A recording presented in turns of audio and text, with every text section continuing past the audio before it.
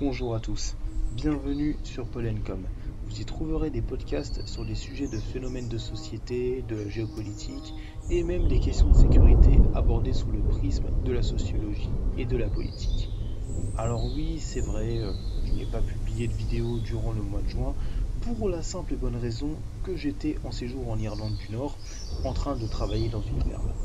Et c'est d'ailleurs durant ces 4 semaines que j'ai pu discuter avec beaucoup d'Irlandais, notamment sur la question de l'Union européenne, de la zone euro et du Brexit.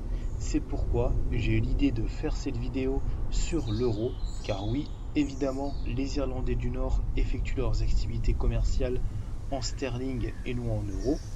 Et nous allons voir au cours de cette vidéo ce qu'est l'euro, pourquoi a-t-il été créé et quels en sont ses avantages et inconvénients.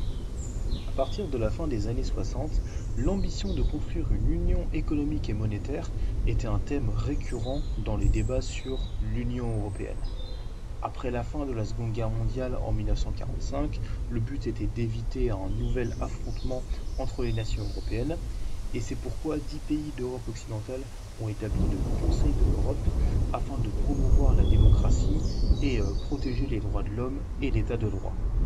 C'est 2 ans après que sur la base du plan Schuman, ces pays ont signé un traité pour mettre en commun la gestion de leurs industries du charbon et de l'acier, et de cette manière, aucun d'entre eux ne peut fabriquer seul des armes de guerre pour attaquer les autres, comme c'était le cas dans le passé. Ces 6 pays sont l'Allemagne, la France, l'Italie, les Pays-Bas, la Belgique et le Luxembourg. La Communauté européenne du charbon et de l'acier voit le jour en 1952 et la Communauté économique européenne a été créée en Belgique en 1957. Plus tard, une fois que plusieurs pays ont rejoint cette coopération économique européenne, l'idée de l'union économique et monétaire s'est développée. Donc en bref, le but de l'UEM, l'abréviation de l'Union économique et monétaire, est de favoriser sur le marché unique de l'Union européenne en misant sur une réglementation commune des produits et sur la libre circulation des biens, des capitaux, du travail et des services. En 1992, par l'intermédiaire du traité de Maastricht, une monnaie commune, l'euro, a été mise en circulation dans la zone euro qui comprend actuellement 19 États membres de l'Union européenne. L'euro est utilisé à des fins de comptabilité et aussi, surtout aujourd'hui pour les paiements électroniques. Et ainsi, le taux de change n'est plus nécessaire puisque tous les États membres de la zone euro ont désormais la même monnaie. Car depuis l'Eurosystème regroupe le directoire de la Banque centrale européenne et les gouverneurs des banques centrales de la zone euro.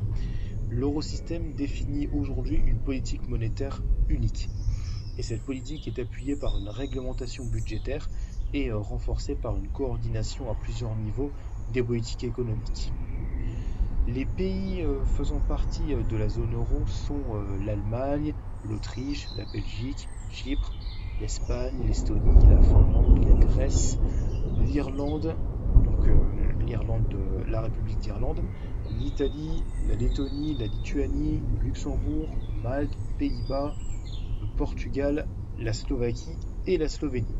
Et d'ailleurs, la Lituanie est le dernier pays à être entré dans la zone euro. Après cette introduction historique, maintenant, quels sont les avantages même de la mise en place de la monnaie unique? Eh bien, premièrement, le commerce. Et oui, disons que l'euro permet aux entreprises de faciliter les transactions car les risques de change ont été éliminés. On n'est plus obligé d'effectuer un taux de change comme je disais tout à l'heure, même en tant que particulier, pas forcément une entreprise, pour acheter un bien ou un service. Par exemple, imaginons, c'est un exemple un peu bidon, mais imaginons que tu as envie d'acheter une télé en Italie, tu n'es plus obligé de faire ton taux de change pour convertir les francs en lire italienne. La lire italienne qui était l'ancienne monnaie de l'Italie du coup. La concurrence est donc augmentée entre les entreprises puisque les prix sont désormais transparents. Deuxièmement, la mise en place de l'euro encourage l'investissement transfrontalier au sein des pays de la zone euro.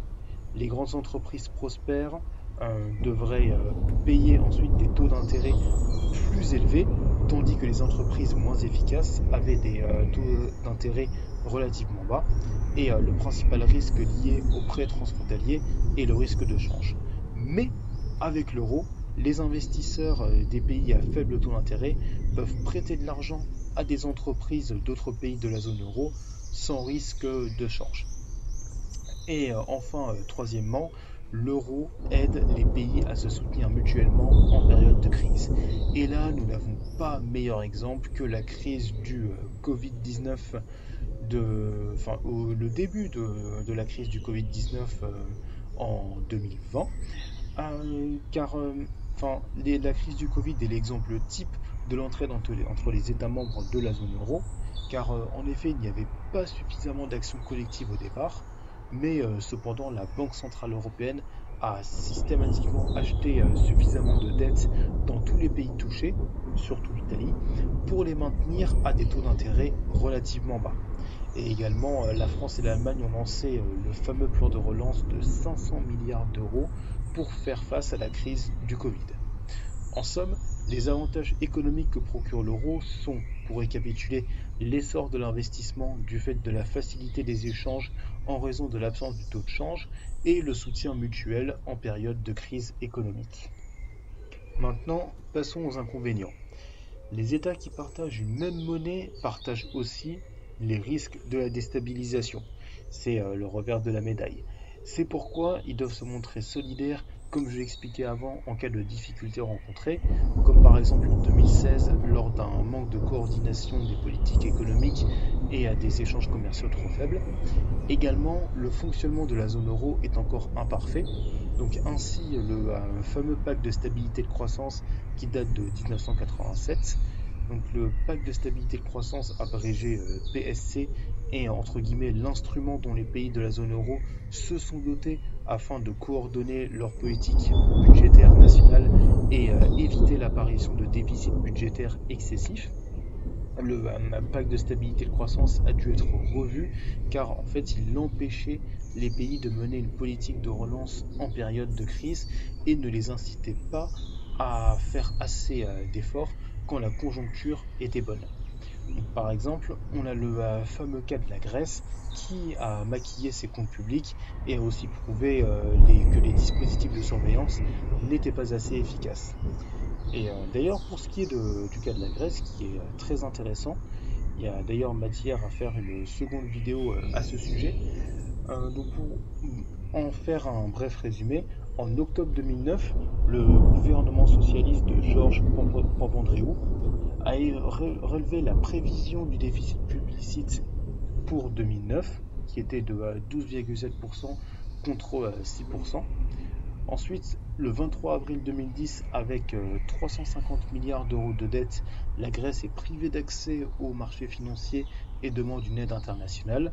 Donc par la suite, au mois de mai, la Grèce devient le premier pays de la zone euro à recevoir un plan d'aide international de 110 milliards d'euros de prêts et apporté par les États européens, la BCE et le Fonds monétaire international. Prévu sur 3 ans, ce prêt vise à éviter un défaut de paiement et le risque d'explosion de la zone euro. En 2011, donc le 27 octobre, devant la détérioration de la situation économique et financière de la Grèce, la zone euro a élaboré un deuxième plan de sauvetage qui combine des prêts supplémentaires de 130 milliards d'euros et l'effacement d'une partie de la dette des banques privées, contre de nouvelles mesures d'assainissement financier. Et ce plan, approuvé l'année d'après en mars 2012, avec une échéance prévue, qui était prévue pour fin 2014, a été prolongé au final en 2015 après la victoire électorale de la gauche radicale. Et donc je ne vais volontairement pas trop m'écarter du sujet car la question de la dette publique, pas uniquement en lien avec la crise de la Grèce, sera l'objet d'une prochaine vidéo. Enfin, j'aimerais aborder la possibilité d'un éventuel euro numérique. Quelles en seraient les répercussions ? Déjà, il faut comprendre qu'une version numérisée de l'euro permettra de libérer les personnes des systèmes bancaires traditionnels et de leurs procédures fastidieuses, et je pense que cela pourrait offrir aux personnes un plus grand pouvoir d'achat et une plus grande stabilité financière. Mais bon, cela, l'avenir nous le dira.